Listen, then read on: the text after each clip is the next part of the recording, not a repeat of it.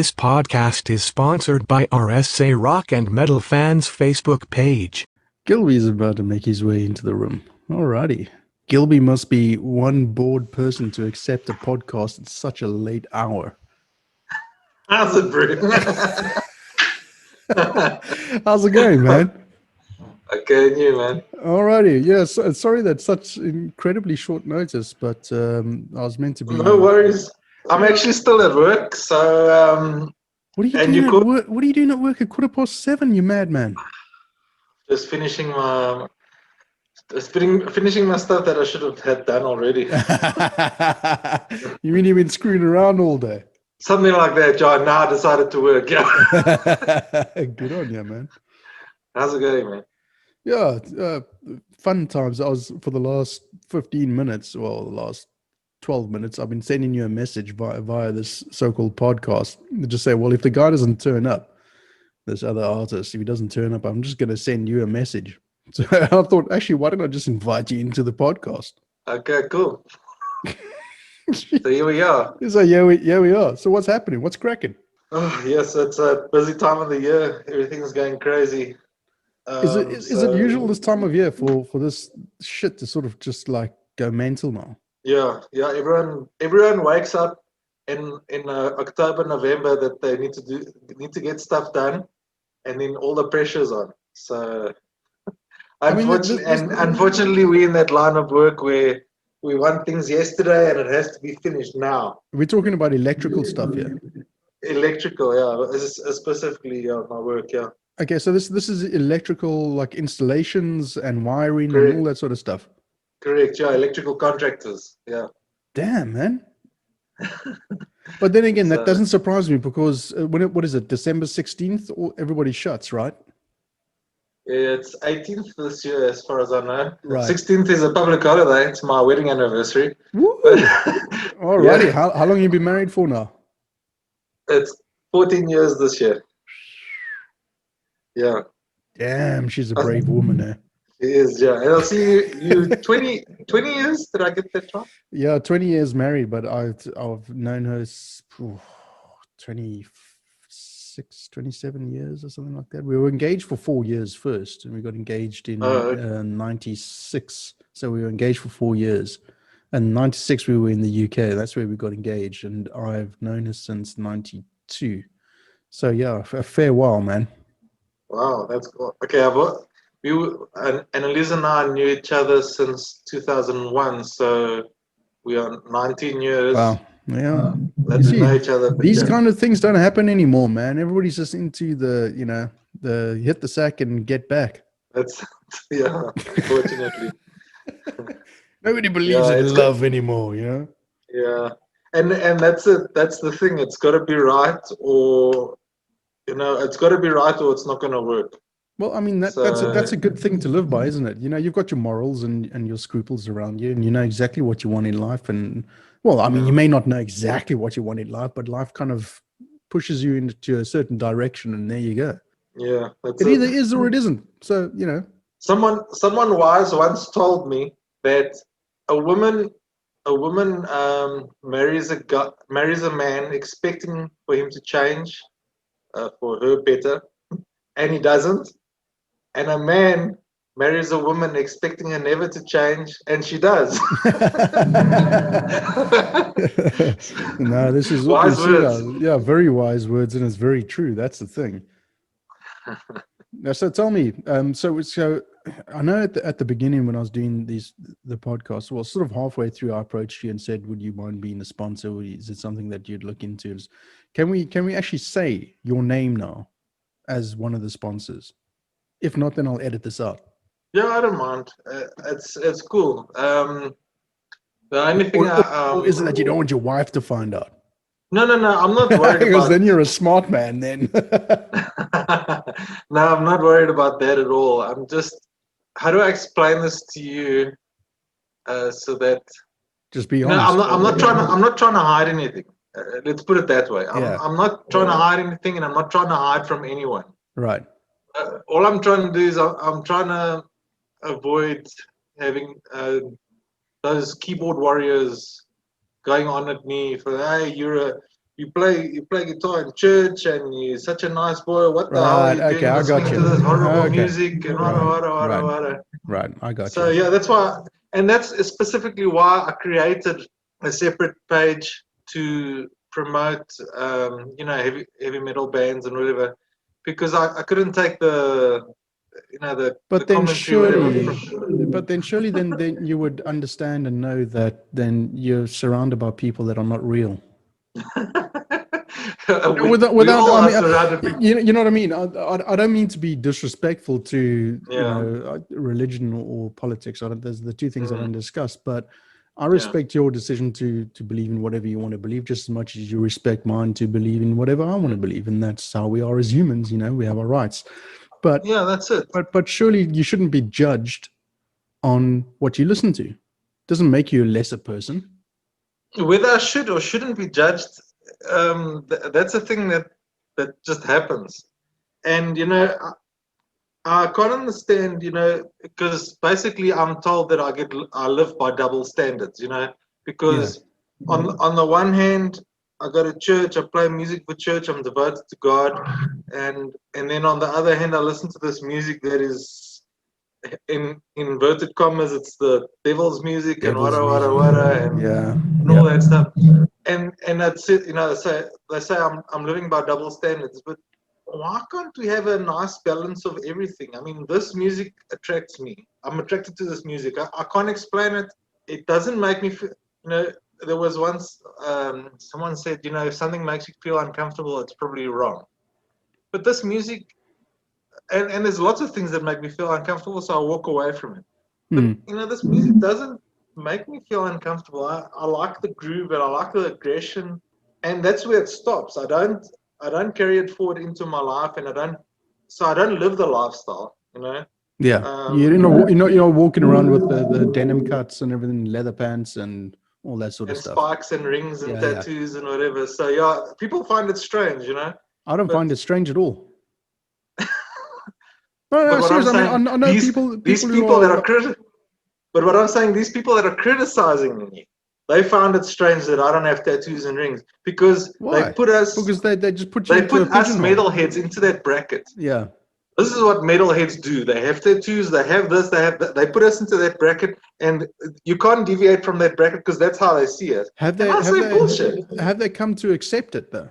Yeah, Or are obviously, they like still perplexed by the fact that you are a God-fearing heavy metal Christian? most of my good friends understand that now, and they've accepted now. But you'll still get the odd acquaintance or two that I have that See, I will just still look see at this me is one of the, and I'll be honest with you because that's how I roll, and you know this. yeah. I went down the whole Christian route for a short period of my life where I didn't know what I wanted out of my life, and it just happened to be friends were part of that, and I got sort of like kind of went with it for a spell, and I just found like it was too in your face and too domineering, and I kind of rebelled against that, and that's been my ethos for the rest of my life. As always, if somebody tells me what to do, I kind of go the opposite direction. Yeah, you see, I also don't like that too much, and I could see how you would easily be I'd stray away from it, because I do. The moment, like, I mean, what did you follow, if I may ask? What was the Baptist. what's it? Baptist? Okay, Yeah. you see, I don't know much about Baptist. I'm on the Catholic side. Right. I have friends who are Catholic, and I went to church with them and everything like that as well. So, I mean, yeah, it's, yeah, yeah, yeah. Yeah. It's Look, a I weird just like one. to have a Yeah. nice balance. That's what I Yeah, well, say. no, there's nothing wrong with that. There's absolutely Yeah. no, and beliefs and everything like that should not come into your music taste anyway whatsoever, because music is a feeling. Just because somebody sings about slaying and killing and doing whatever doesn't mean that they're going to follow through. And that's the problem that I have with people who blame heavy metal music or rock music in any sort of form that isn't hip hop and rap, which is, in my estimation, far worse than heavy metal. Exactly. And look, in a way, I understand where they're coming from, because they are the oddballs out that, they're so like narrow-minded. They think because heavy metal is singing about that, you have to do that. Yeah, I but mean, that you see it's an art. that's what I'm saying. It's a feeling thing. As a person that abides by law and by your the natural order of things, and what's Yeah, right and what is wrong, that you're not, if somebody says something in the song, you're not going to go out and do it. That was exactly. instilled in me in my upbringing. So that's the first thing that people should look at, is the child's upbringing. If they're going to go out and start shooting people up in cafeterias and whatever else, and they're going to go and say, oh, he was listening to Judas Priest or Dio or Yeah, Twisted Sister or whatever, exactly. Yeah. have a look at his upbringing first before you start pointing fingers at what music he was Mm. listening to. I'd like to know, as a stat, what are the reported crimes or murders that people were listening to certain genres. I would love to see what the stats are for that. And I can Yeah, guarantee you yeah, that rap and so on is going to be far higher than heavy metal. And I've got nothing against rap or hip hop or whatever. That's their genre, that's their music, that's how that music makes them feel. I respect that because I know how heavy metal makes me feel. They can listen yeah. to whatever they want. But don't rain on somebody's fucking parade and say it's because they are listening to heavy metal that they've decided to kill 20 people or something. Bullshit. Yeah, that's a lot of shit. Yeah, I agree. And then you get the religious crusaders that come along and try and ram it down people's throats that it's evil, and it's not. If you've got a correct upbringing, you are not going to go out and kill people. Yeah, exactly. And it's it's what you do with it that matters. I mean, and I actually quote the Bible when someone confronts me about this. I actually quote the Bible. I actually quote what Jesus says. Um, and he says in the scripture. I don't know the book and the The verse number, now yeah. right now off my hand. But Jesus says it's not what you put in that makes you unholy, but what comes out of you that makes you unholy. Mm. And this is what I say about heavy metal. Because it's going in my ears does not make me unholy. It's what I do that makes me unholy. Yeah. Just because Yeah, I I mean listen that's to it doesn't make I me. mean I don't believe in the in the sky with a big fluffy beard and all that sort of stuff. So she's a wonderful person, transgender and all. So yeah, I to that I agree with, is that it is completely and utterly down to how you perceive it, and it's not how it comes in. It's not how it goes out. I mean, it's how you take it in and how you deal with it internally. And if you got Yeah, a exactly. flawed upbringing, and if you are in drugs, or you are incapable to be, inverted brackets, normal, then you are headed for Yeah, a shortcut to hell, as far as I'm concerned. yeah. They don't, heaven and hell And in my and eyes don't exist anyway, but still. and to take that further, I mean, I've met some scary looking metalheads, with rings and flippin' tattoos that will make you like nervous. Yeah. And when you meet them, they're like the nicest, friendliest people. And that's Versus, also another misconception, isn't it? Because so many people are like, well, hang on now, exactly, they're supposed to be, all angry and pissed off and, you know, shooting drugs and everything like that. yeah. But we're not. We're anything, actually.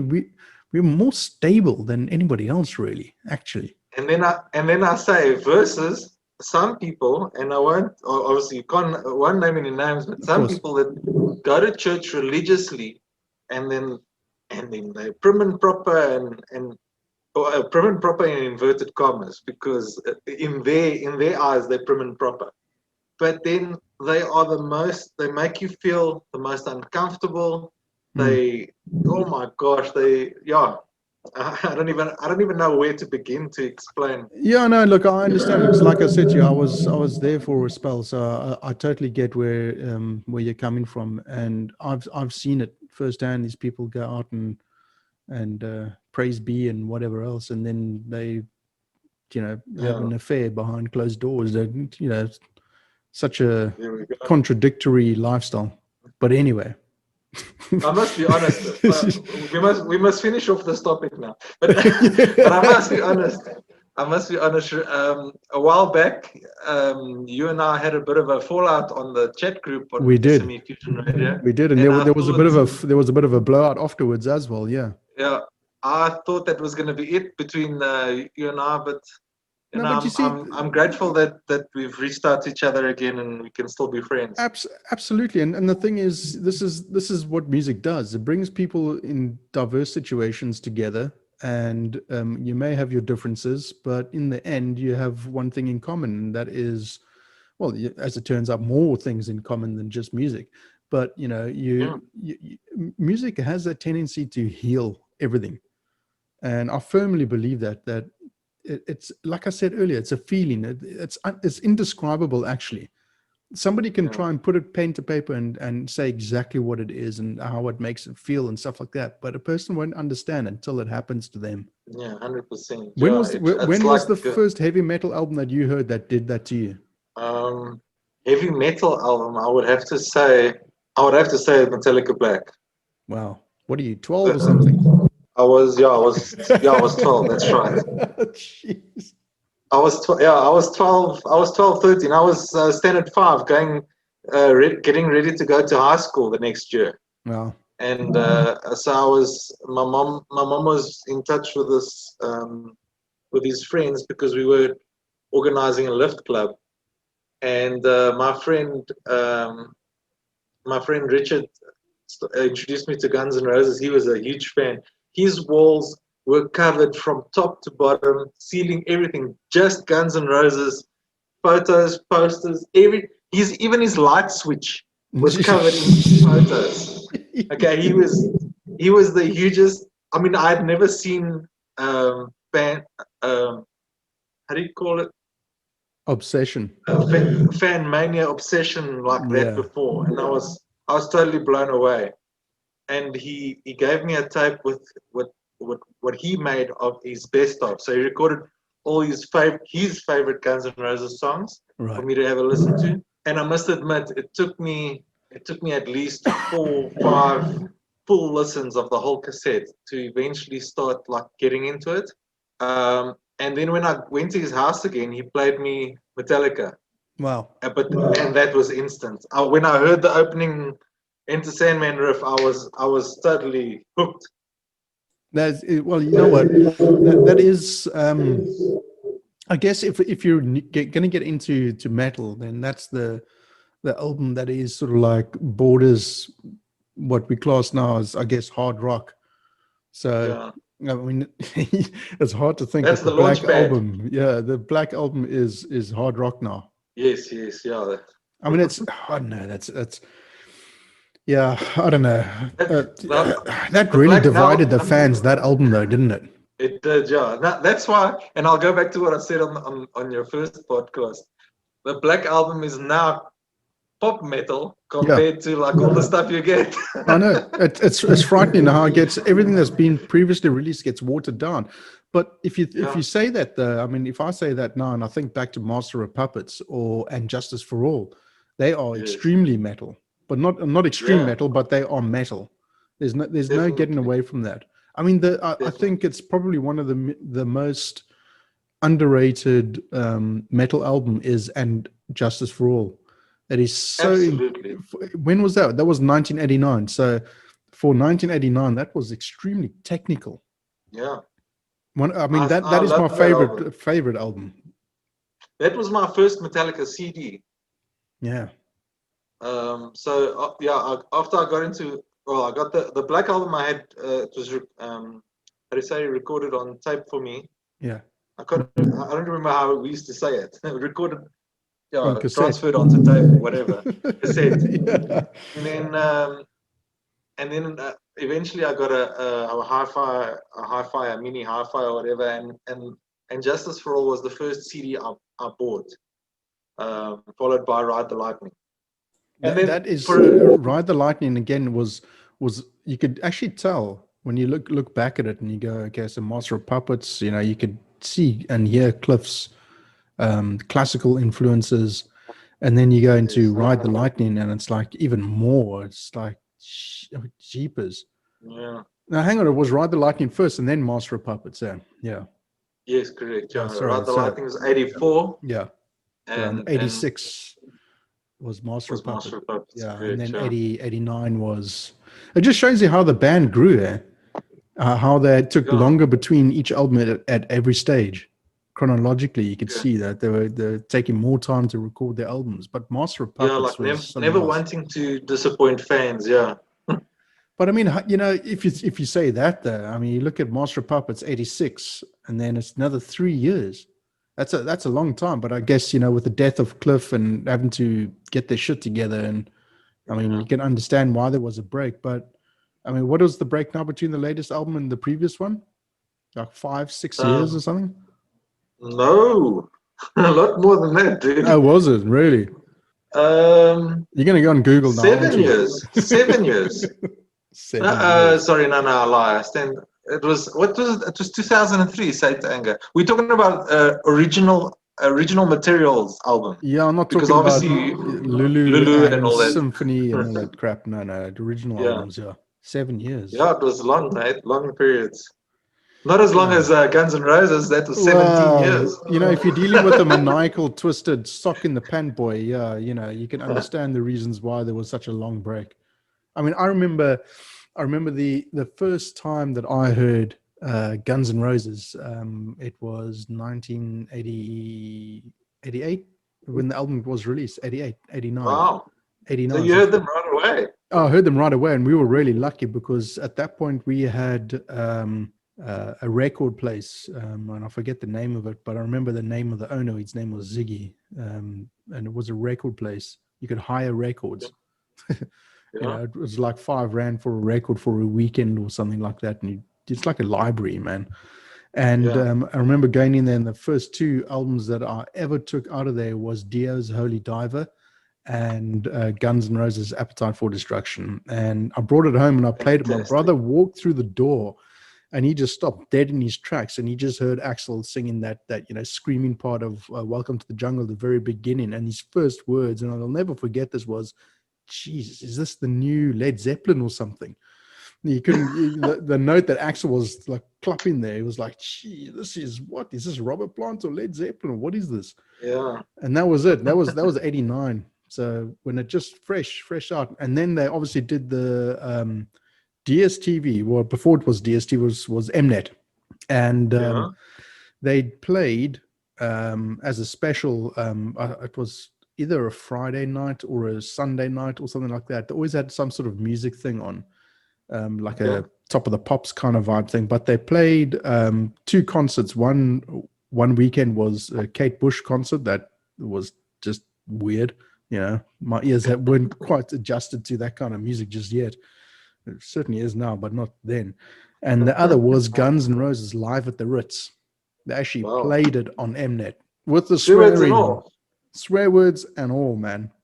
Okay. I was amazed. I just remember, you see pictures of kids back in the day, because I'm Yeah. a lot older than you are, and I remember sitting on the floor cross-legged, like an inch away from the TV, just trying to see everything, just absorb everything that Take it was all going in. on, just take it all in, and my mind was blown, and that was it. It's like, you got to be kidding me! They're showing this on Mnet, and it was I think about 6 months or a year after they had actually done that at the Ritz. So that was amazing for us to see that in little pokey South Africa, with 5 channels on the TV. Crazy. Sure, I can only imagine, and especially around that time, there was still a lot of. Was there still a lot of censorship at that time, or was it Dude, already we, dying out? I and people might not understand this or get it wrong completely what I'm trying to say now, but I grew up in a household that was obviously a white household, and I wouldn't say that my parents were racist. They weren't, but they you were kind of, when you came into South Africa, you were kind of brought up in a certain way, and Yeah. that was segregation and apartheid and all that sort of stuff. So Yeah. by them being brought up in that kind of household, I was brought up in that kind of household, and Yeah. it was difficult for me to get my head around seeing Guns N' Roses with this black kid Slash on guitar with these other white guys having an absolute joy, enjoying themselves and hugging and high-fiving and having a blast. And it's like, as a South African, I mean, even then for us, we knew that the days were numbered for segregation, apartheid, and thank fuck for that, because the country is better off for it, except for the political side of it. That's a complete shambles and disaster. But for the politics is any country, it doesn't matter. But this is also true. I mean, people say, "Yo, well, what about Australia?" Well, ask the Aborigines how they feel. Ask the original people that were there. They'll tell you exactly the same thing that we're going through. What about the Maori in New Zealand? Ask them. Yeah. Oh, then go to England. Really? England's fucked, man. I heard so. Jeez, they just entered their second lockdown. Yeah. It's crazy. And look at America. America's fucked with Trump there. Well, not anymore, but, the lesser of two evils, I just can't believe how old Trump. Okay, Trump's also old, but Joe Biden's also old, and I mean, I didn't realize the presidents go into office so late like that. But you see, this is the problem. This is why Barack Obama was so good, because he was still young. Look at JFK, how young he was. Why can't they? Why do they have to vote all these old codgers in? I don't know why they do it, but I'm just saying, get somebody young in. I mean, they've got the first woman vice president, which is fantastic. There should have been a woman president a long time ago, as far as I'm concerned. I think women are far more rational. They make more rational sense, and they're not all fucking gung-ho with testosterone and stupid shit going on in their minds. I think there should be more women presidents, as far as I'm concerned. Yeah, it should be more sensible. Well, I mean, theoretically, they are. I mean, I'm not trying to butt any woman up here. I'm just saying that they are. They think. They don't think with the other fucking head. They've only got one head, and that's what they think with. And thank fuck for that. Yeah, 100%. More women in office. 100%, I agree. Politics. We said the two things we're not going to talk about. And that's it. Okay, so Trev, where did heavy metal start for you? I think we did touch on this. Yeah, we did in our podcast with you and Dazzy. Yeah, the first. You see, I grew up in a household that I had older brother and sister, so I got influenced by them. I'm the youngest of the family. So my sister was my one sister, Karen, that lives in the UK. She was all about the theatrical side. So she had stuff like the Rocky Horror Picture Show. So it was glam from that aspect. It's very theatrical. And then my other sister, who still lives in South Africa, she was more into Uriah Heep, T-Rex, Alice Cooper. But I'm talking about in the 70s, yeah.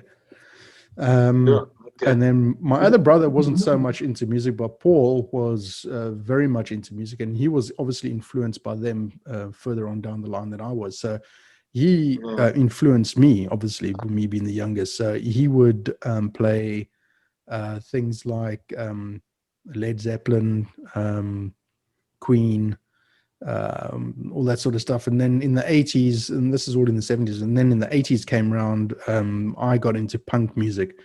And it was actually, I was at a punk party. I was at a party somewhere, and a metalhead turned up, and he just said, "Have you ever heard this before?" And in fact, that was the very first time that I heard Guns N' Roses, and he put on Appetite, and I was like an arrogant punk that thought I knew everything, and I was like, "What is this shit? I'm not listening to this. This is not punk." Typical stupid attitude. Teenager, that thought knew everything, and excuse me for sniffing. I've actually got a cold, so it's like, fun. Yeah, my antivirus is running on the computer now. I'm just kidding. Oh, that is just so silly. So what was your first South African heavy metal band that you heard? Jeepers, dude, that's a tough one, man. I always listen to international bands. I never sort of grasped that's why I'm catching up now. I never grasped the South African side of things, but I did hear things like the Psycho Reptiles, No Friends of Harry, VOD. VOD I haven't was, heard of those. Those are yeah, new to me. VOD was the Voice of Destruction. They were the first. Oh, right. Okay, I've got that album. Yeah. Yeah, Yeah, they Bloedrivier. early Yeah. nine. Okay. Yeah, so I mean that was the first really heavy stuff that I listened to. But like I said, my influences were like Alice Cooper and Led Zeppelin and eventually Okay. Guns N' Roses. But I mean, punk was huge in my life. So was Billy Idol, which is more tame compared to the other punk like then again the Sex Pistols were also quite tame compared to GBH or the Really? Exploited and yeah. Yeah, So it is. Yeah. yeah, so I mean, I listened to hardcore punk and then eventually, I can't say hardcore punk because that's actually a genre now. So like heavy punk at first, because back in those days they didn't have all these multitude of genres that you kids have nowadays. Jeez, I can't keep Yeah, up, man. it was just rock and metal and whatever. Yeah, rock, metal, and punk. That was it. Okay, yeah, that was it, I guess. Yeah. It's so easy. You didn't have the stuff like symphonic metal, black metal. Grunge didn't Actually, even don't exist. know. Why do you think people decided to start like pigeonholing bands and whatever? Why can't it all just be metal and rock and Well, punk this is my point. This is exactly my point. A conversation that I have with podcasts with people is yeah. exactly that. It's like, why is everything got to be subgenre of this and that, and why can't it just be metal or heavy metal? Make two genres, heavy metal and metal. Heavy metal can have I the heard, black metal and your symphonic metal, and metal can just yeah, I heard something that the way the one way you put your question to one of your interviews, which I quite liked. You said something along the lines of, well, a nice way to ask is if someone hasn't heard your music before, how would you describe your sound to them? yeah. That's a nice way of asking what genre do you play, but not so, in a nice way. Well, I mean, Because it's I think important. I think there's a lot of bands that don't like to be pigeonholed. Yeah, I think Truth and Its Burden is one of those bands. Yeah. Deity's Muse is also one of those bands. You can't put them into a certain hole. The one No. that's coming out this Friday, A Nameless Dread. Well, by the time that people listen to this podcast, it'll be a couple of weeks back already. It's already come out. But A Nameless Dread is also one of those bands because it's a heavy as hell album. But the last Yeah. two tracks on that album are more traditional metal for me, for my ears at least. To somebody else, they'll Okay. sound exactly the same as the rest of the tracks. But to me, I can hear, and they acknowledged that in the podcast. They actually said thank you. We totally, that's exactly what we were going for, like that whole Pantera reinventing the steel or 5 Minutes Alone breakdown or the Domination breakdown. It's that whole sort of like the breakdown thing, it's all prevalent in music now, but yeah, dude, I mean, I grew up on the Beach Boys and Elvis, and so yeah, I've got a huge eclectic taste in music. Yeah, Michael Bublé, Frank Sinatra, ABBA, that sort of stuff. So I mean, I listen to everything except in stupid, horrible rap and hip hop and pop. And the new stuff that's on the radio. I refuse. As soon as I get into the warden's car, man, I just turn the radio off and say, I'm not listening to that shit. I'd rather listen to nothing than listen to that. I hear some of the music that my daughter plays, and because they have these like, what's it, TikTok, and they make these little short videos with the Yes. music, and the music that they put on there. Oh my gosh, like, makes me wanna, I don't know what. It's usually about this time of the evening, Gilby. I'll say to my guests, so what is your rig rundown? Okay, well, I've got a Yamaha acoustic guitar, acoustic electric, Right. and I've got a Fender Telecaster. Whoa, now we're getting very, serious now. What? very, very similar to Mr. Keith Richards from Rolling Stones, Black Beauty. Jeez. Beautiful. You know what? My late dad bought that for me. 2000 no, 1998. He Wow. bought it for me. I mean, is it a genuine Telecaster or is it a knockoff? Genuine, made in Japan. Wow, genuine made in Japan. Yeah. Well, all the Telecasters are made in Japan. Fair enough. Yeah. No, there's American. There's American. Oh, that's made what I and mean. there's Sorry. Yeah, American. Korean. Yeah, American Telecaster. Yeah. Yeah, but this one is specifically made in Japan. And then I've had a few other guitars, but this one I keep going back to because it's the playability on it is so nice. Right. But I'll be honest right now with you. I don't remember the last time I touched it. Why? I don't know. It's just time escapes, and since the kids came along, time has never been there, and then not everyone wants to listen to my noise and whatever. So, dude, it sounds like you're just making excuses, man. Come on, pick up that. And I'll tell you a funny story though. Yeah, I'll tell you a funny story though. I play, obviously, I play guitar for church. I obviously play the acoustic guitar. Right. The one day I decided, wouldn't it be cool? I mean, I play the guitar for church, but I still plug into an amp and I play through the amp so it can amplify the sound for everyone to hear.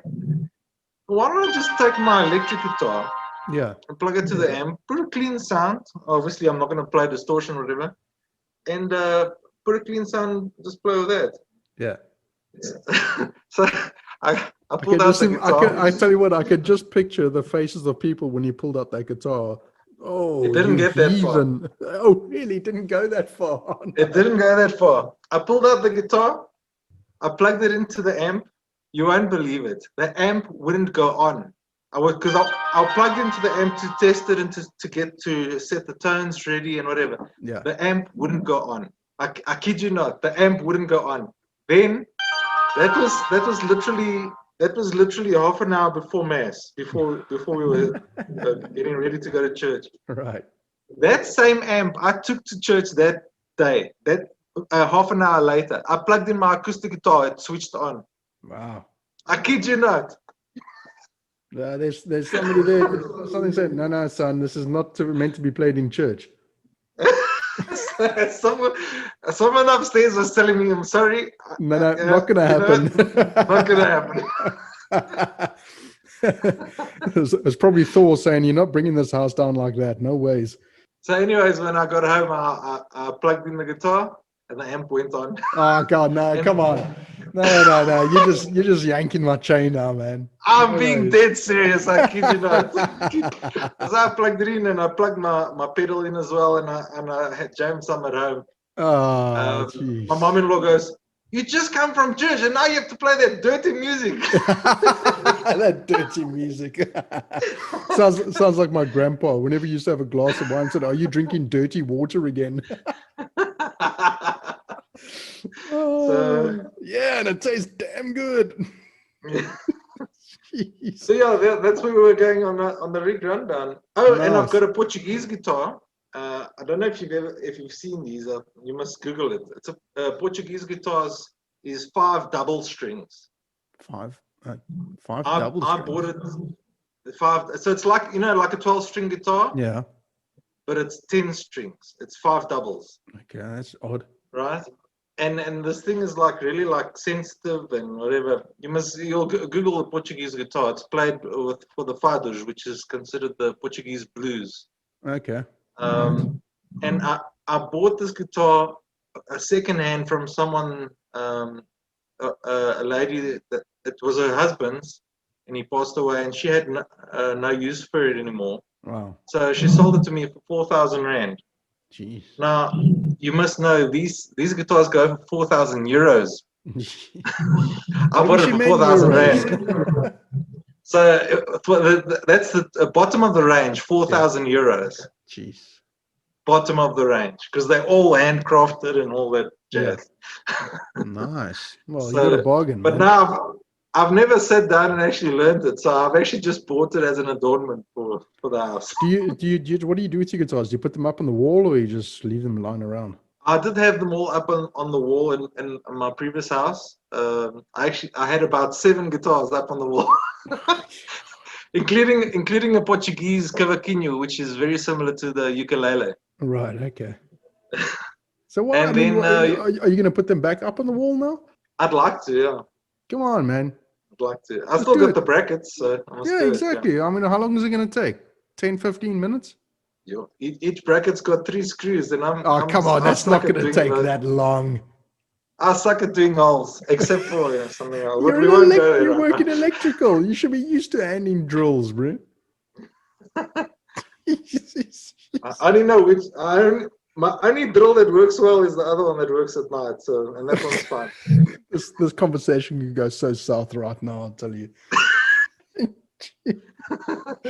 Oh, okay. Okay, now I think that's where we'll end it off. And Ramaphosa is about to speak, so let's hope there's no lockdown getting worse. Oh yes, it's about 8 o'clock. Okay. Yep. Oh, Cool.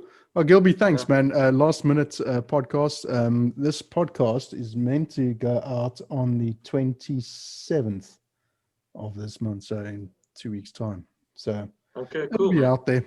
So again, thank you, and thank you to RSA Rock and Metal fans, which Gilby is not a part of.